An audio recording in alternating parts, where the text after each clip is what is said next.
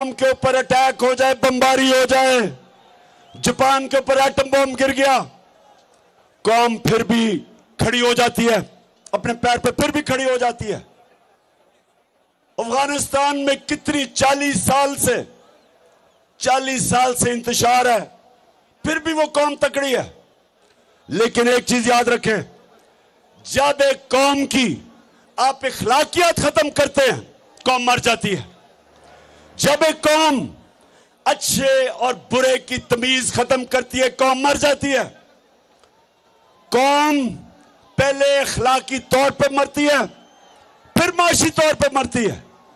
तो जो ये लोग 60% कैबिनेट जमानत के ऊपर है,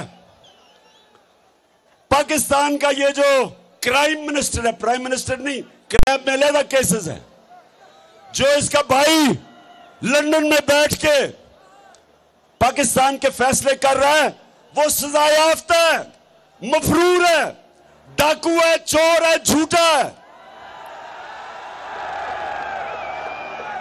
उसकी बेटी जो तकरीरें करती फिर रही है और इसके पीछे रेंजर और इतना प्रोटोकॉल मिल रहा है, वो सजा याफ्ता है, जमानत पे है। तो जिस मुल्क में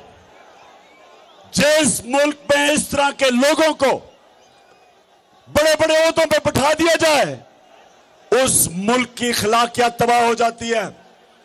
कौन मेहनत करेगा? क्यों नौजवान 14 साल पढ़ाई करे, मेहनत सुबह से लेकर शाम तक मेहनत करे, जब चोरी में और करप्शन में पैसा बन जाता है, इससे कौमें तबाह होती हैं।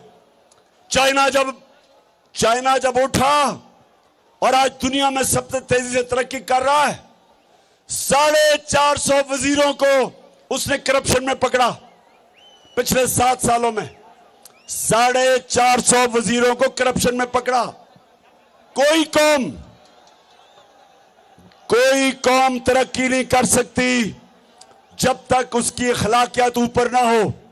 इसलिए हमारे नबी सल्लल्लाहु अलैहि वसल्लम ने मदीना में अमर बिल मारूफ, उन्होंने अपनी कौम को कहा कि तुम हक और सच के साथ खड़े हो, तुम अच्छाई के साथ खड़े हो और बुराई और बातिल के खिलाफ जंग लड़ो। ये हुक्म है अल्लाह का, ये कुरान में है, अमर बिल मारूफ। इसके ऊपर एक माशरा खड़ा होता है।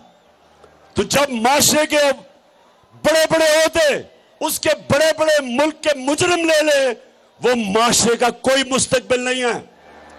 इसलिए स्वाबी, आपने इस्लामाबाद पहुंचना है, आपने इस्लामाबाद पहुंचना है। ना आपने गर्मी देखनी है, ना आपने देखना है कि जनाब बारिश नहीं हुई, कोई फिक्र ना करें। हम दुनिया के सबसे अजीम लीडर मोहम्मद सल्लल्लाहु अलैहि वसल्लम के उम्मती हैं। हमें कोई खौफ नहीं है।